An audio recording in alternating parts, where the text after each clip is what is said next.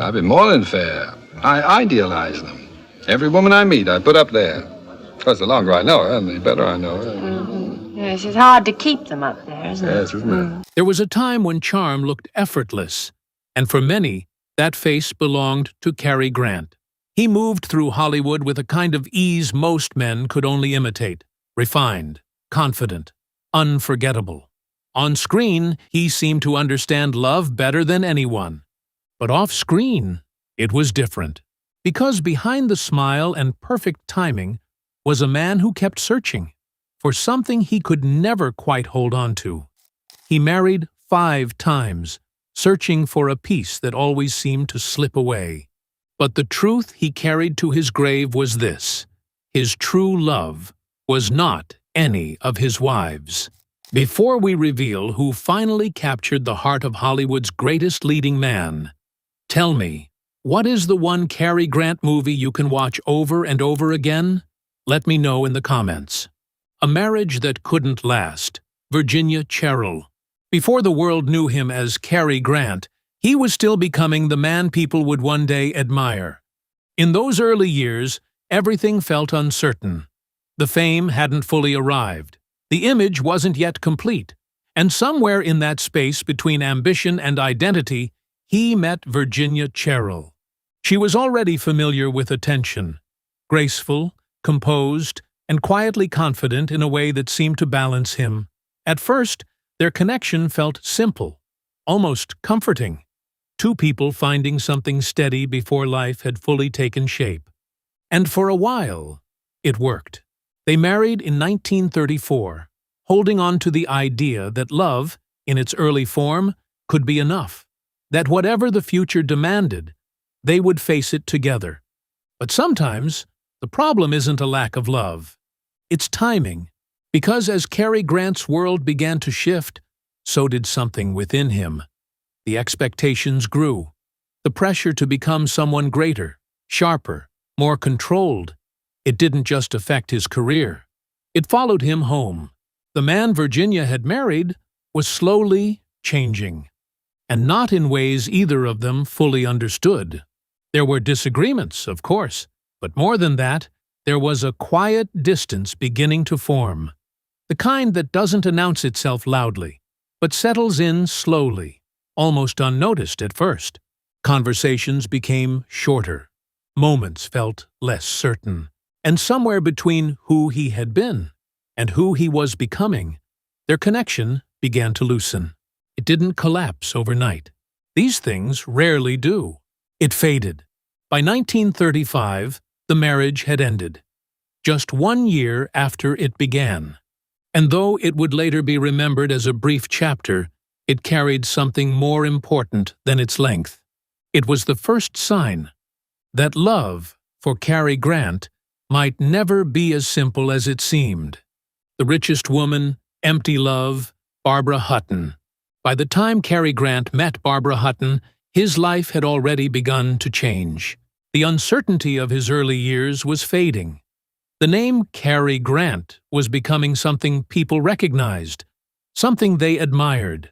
And with that recognition came a different kind of world, one filled with wealth, attention, and expectations that didn't always feel real. Barbara Hutton belonged to that world completely. She was one of the richest women in the world, surrounded by luxury, by influence, by everything most people spend their lives chasing. But behind all of it, there was something quieter, a loneliness that money had never quite been able to reach. When they came together, it seemed, at least on the surface, like a perfect match. He had the charm, she had the fortune. And for a moment, it looked like they could give each other what the other lacked. They married in 1942, and the world watched closely. Some believed it was love. Others weren't so sure. There were whispers, questions about intention, about whether a man rising in Hollywood could truly ignore the wealth that stood beside him. But Cary Grant made one thing clear. He would not take her money. It was his way of proving something, not just to the world, but perhaps to himself, that what he felt wasn't built on advantage, but on something real. And yet, something still wasn't right. Because even when everything looks perfect, it doesn't mean it feels complete. Their life together was comfortable, even glamorous at times. But comfort is not the same as connection. And slowly, almost quietly, that difference began to show. There was no single moment where it all broke. Just a growing distance. A sense that whatever they had wasn't enough to hold them together. By 1945, the marriage ended. And in the silence that followed, one truth became harder to ignore. You can have everything the world offers and still feel like something is missing. The woman who tried to heal him, Betsy Drake. By the time Cary Grant met Betsy Drake, something within him had already begun to shift. He was no longer chasing success. It had already found him. The fame, the recognition, the image the world admired, it was all firmly in place. But beneath that polished surface, there were still questions he hadn't answered. About himself, about love, about why things never seemed to last. Betsy Drake was different from the women who had come before. She wasn't defined by wealth or glamour. She was thoughtful, perceptive, drawn more to understanding people than impressing them. And when she looked at Cary Grant, she didn't just see the star. She saw the man behind it. That, perhaps, was where everything began. They married in 1949, and for the first time in a long while, there was something that felt grounded. Their connection wasn't built on appearances. It grew through conversation, through curiosity, through a shared interest in something deeper than the surface.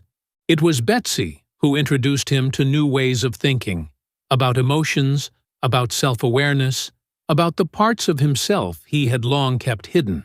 For Cary Grant, this was unfamiliar territory, but he leaned into it. He began exploring his inner world, even undergoing therapy sessions that, at the time, were considered unconventional. It wasn't about fame anymore. It was about understanding why he felt the way he did, why love, for him, always seemed just out of reach. And for a while, it brought them closer. There was a sense that maybe this time things would be different, that perhaps love wasn't something to chase, but something to understand. But even growth has its limits, because while Betsy Drake was helping him look inward, something else was quietly beginning to pull his attention away. Not loudly, not all at once, just enough to create a distance neither of them could fully explain.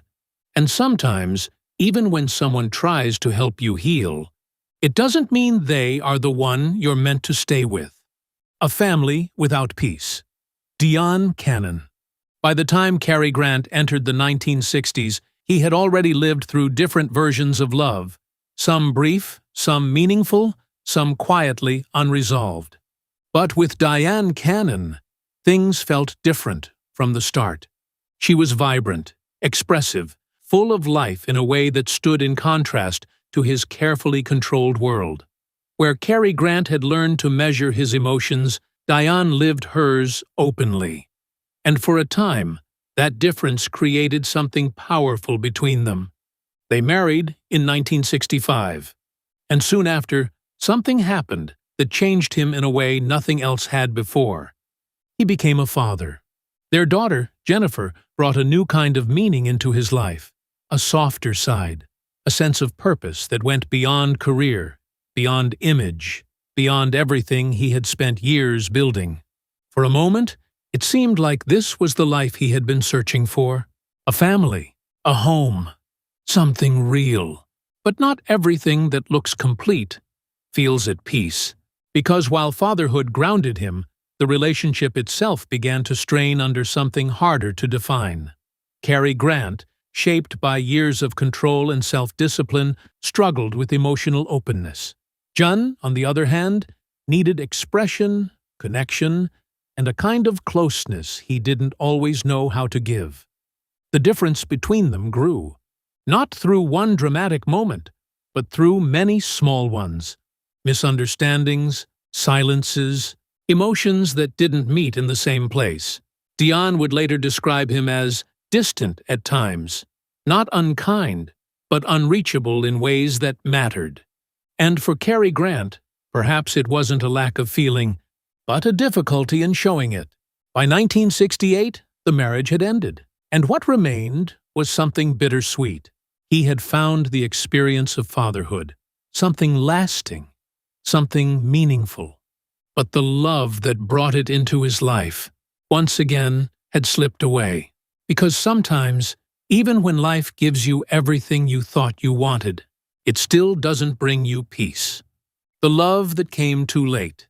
Barbara Harris. By the time Cary Grant met Barbara Harris, life had already taken much from him and taught him even more.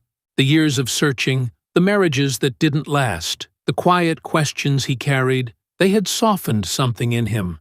He was no longer trying to prove anything, not to the world, and perhaps not even to himself. He had stepped away from Hollywood. The spotlight that once defined him now felt distant. What remained was a quieter life, one shaped less by image and more by reflection. And in that quieter space, Barbara Harris entered. She was not part of the film world, not drawn to the attention or the expectations that had followed him for decades. There was something calm about her presence, something steady. With her, things didn't feel complicated. They married in 1981, and for the first time in a long while, there was no sense of performance, no pressure to be the man everyone expected Cary Grant to be. He could simply exist, without the weight of reputation, without the need to control every detail. Their relationship was peaceful, not intense, not dramatic, but real, in a way that life often becomes later on. And yet, even in that peace, there was a quiet truth that couldn't be ignored. Because some loves arrive at a time when the heart has already been shaped by something else. Barbara Harris gave him companionship, stability, a sense of calm that had been missing for years. But she did not carry the same emotional imprint as the love he had never fully let go of. And perhaps that's what made this chapter so meaningful and so bittersweet. Because sometimes life gives you the right person, just not at the right time. And even when everything finally feels steady, it doesn't erase what came before. The woman he couldn't forget, Sophia Loren.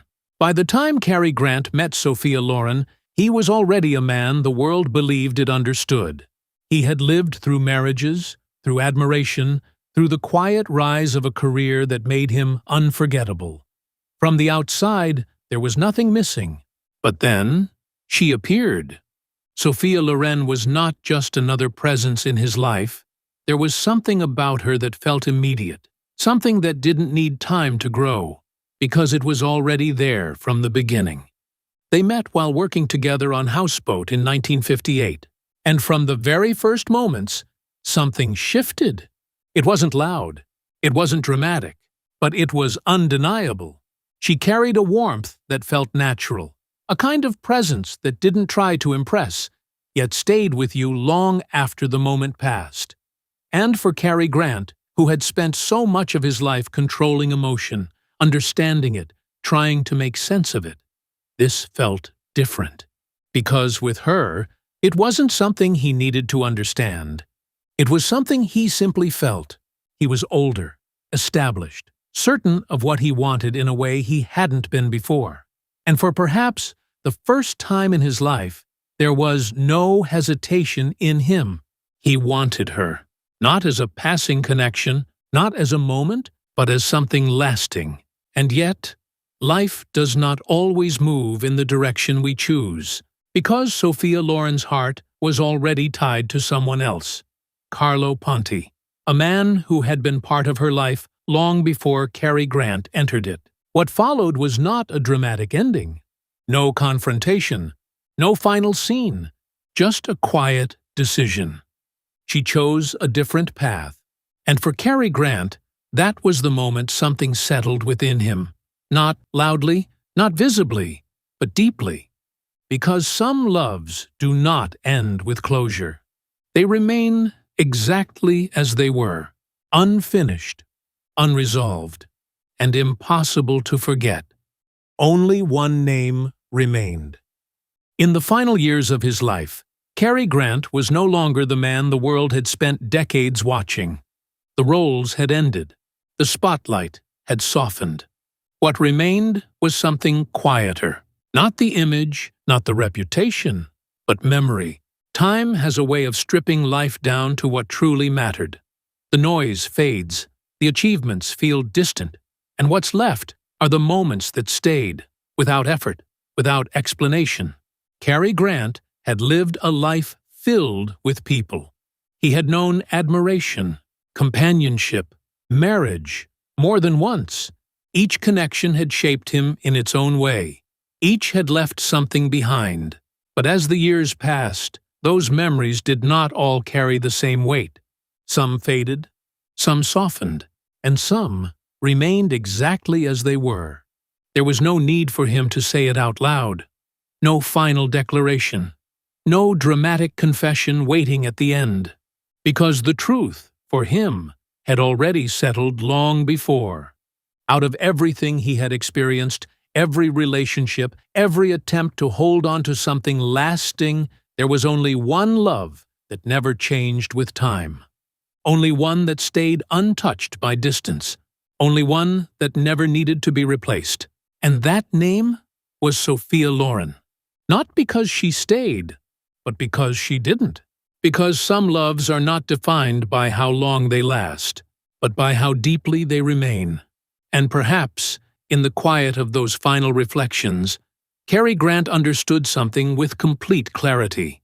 That after everything, after all the years, all the moments, all the lives he had lived, there was only one woman he never truly let go.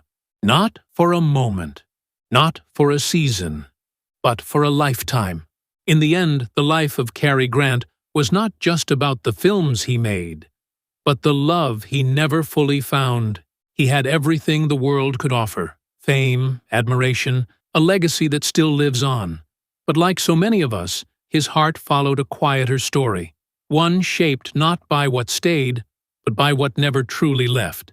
And perhaps, as you reflect on his journey, you may find yourself thinking of someone too. Someone you held on to, or someone you never quite forgot. If this story meant something to you, take a moment to like, share, and subscribe for more timeless stories like this. And tell me in the comments, do you believe we only truly love once?